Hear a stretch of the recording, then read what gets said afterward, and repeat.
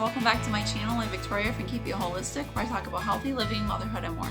And this week, we're now in November, and I am planning on making some more fall recipes, and we're getting ready for Thanksgiving, so I'm thinking about making some fermented cranberry sauce, as well as a couple other things in the kitchen, so stay tuned, and I'm going to be showing you guys how to make fermented cranberry sauce.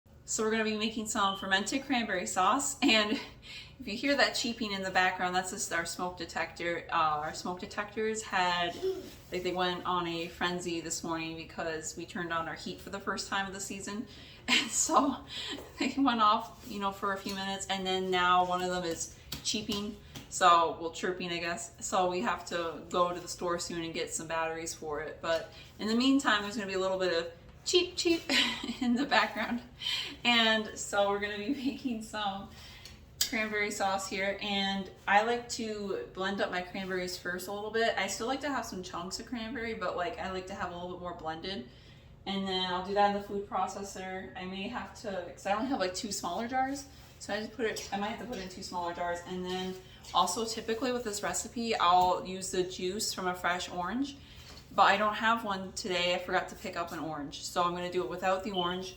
And I also like to add in some pomegranate, so I'm going to have some pomegranate in it too. So it's a fermented cranberry pomegranate sauce.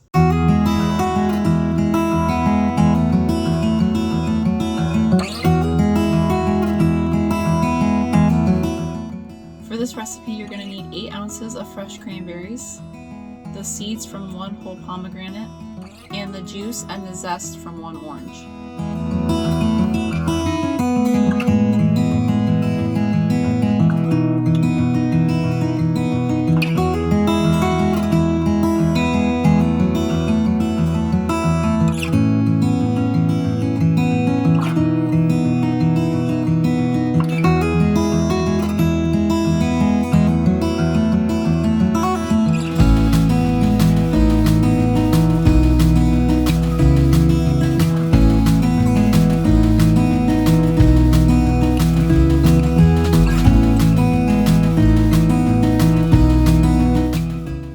You cover everything with filtered water, and then you're going to add 2 tablespoons of honey,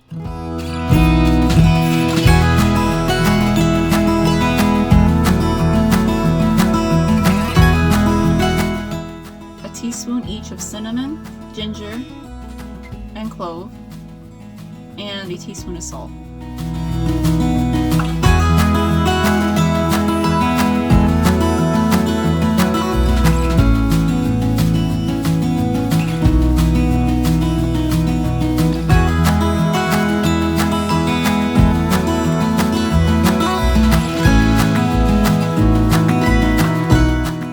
So we're gonna let that sit for 24 to 48 hours. I'm just waiting to see if it bubbles a little bit, and so we'll check in with that in a little bit.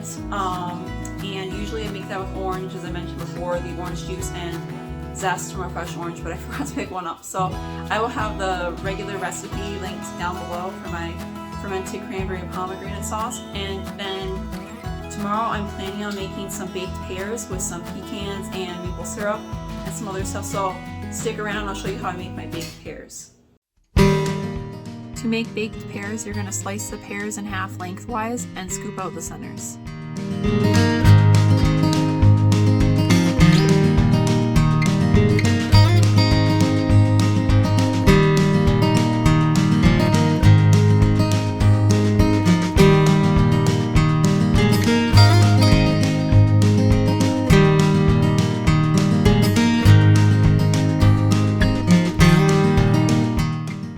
Drizzle the pears in melted butter, maple syrup, cinnamon, ginger, and clove.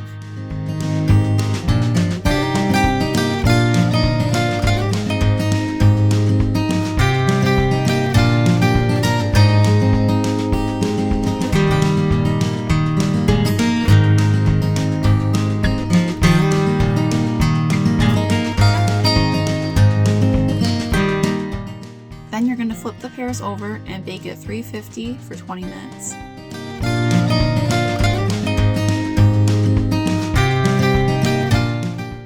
After 20 minutes, pull the pears out of the oven and flip them over.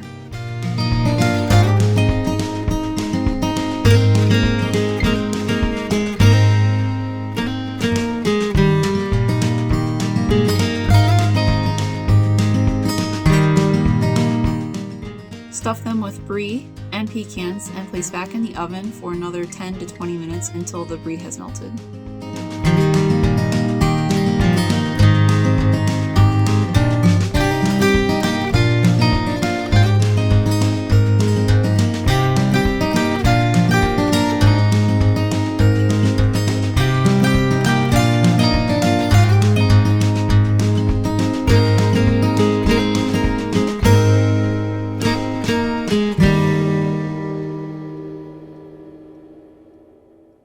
Tonight for dinner I made a creamy butternut squash and leek soup, and I start by cutting the butternut squash in half lengthwise, then scooping out the seeds.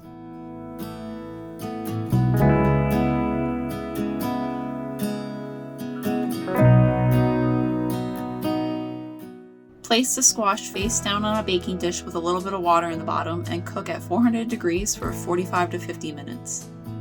Meanwhile, chop and saute 2 leeks and a few cloves of minced garlic.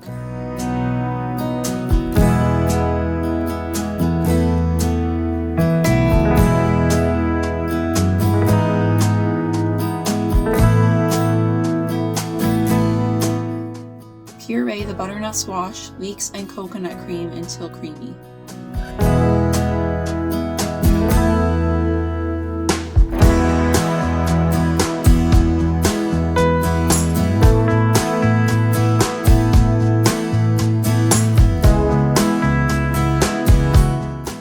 Next, you're going to add 1 or 2 tablespoons of ground cinnamon, ground clove, and salt, and 1.5 to 2 cups of chicken bone broth.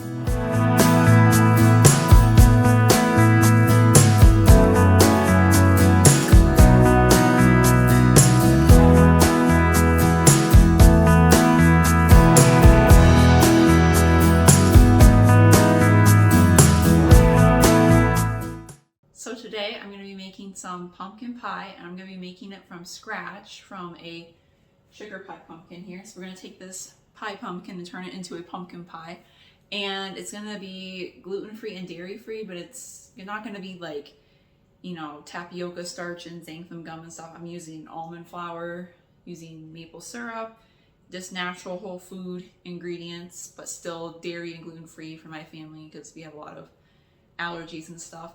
And so you can tailor these recipes. You can make your own like pie crust if you want. If you want to use like heavy cream instead of coconut cream, you can go ahead and do that. So I will be making this pumpkin pie and we'll be taste testing it soon. First, you're going to cut your pumpkin in half and scoop out the seeds.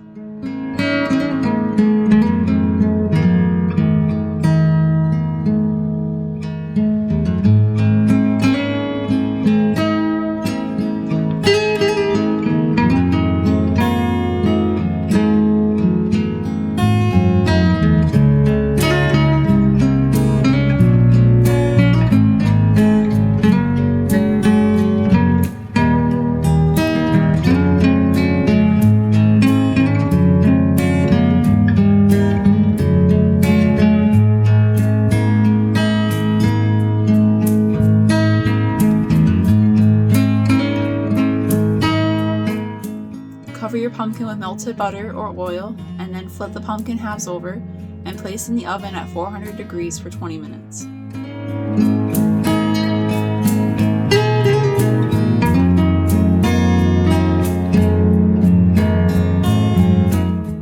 Meanwhile, you're going to make the gluten-free crust, and in a food processor, you're going to add 2 cups of almond flour, a 1/4 cup of coconut oil, and 2 eggs. And I added dates here, but I'm going to remove them from the final recipe.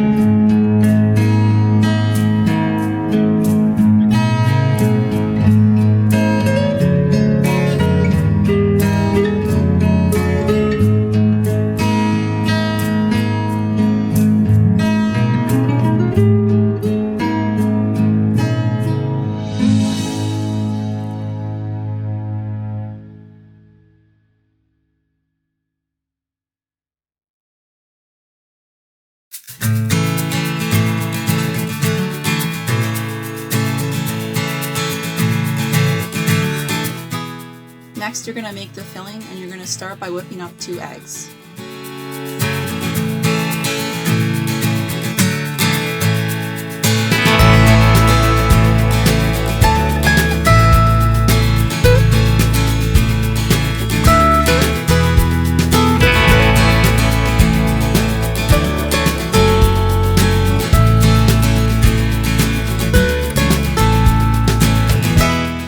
Then you're going to add 2 cups of pumpkin puree, a can of coconut cream, and a half cup of maple syrup.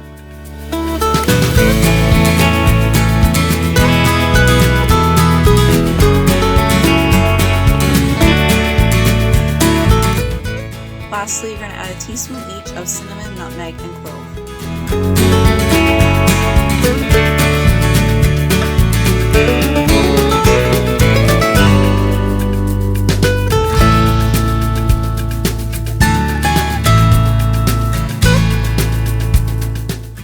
Baked covered at 350 degrees for 50 minutes.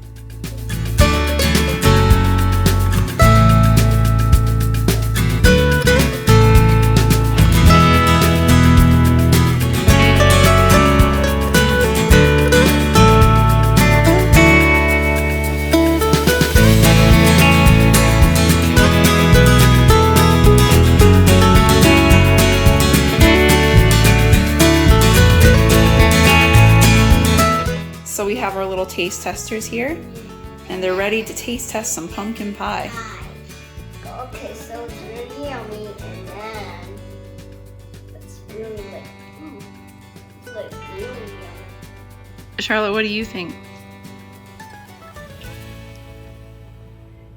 Do you think it's yummy? Yeah. Yeah? Do you like the cream? I hope you enjoyed these recipes. I hope you guys have a happy Thanksgiving. I'll have all these recipes except for the butternut squash soup. I'm going to do that later this month, but the rest of the recipes will be linked down below. They'll have all the, exact ingredients, and they'll be fully updated. So check those out, if you want that. And please be sure to like, share, and subscribe, and leave me a comment. And I'll see you guys again soon. Be well, guys.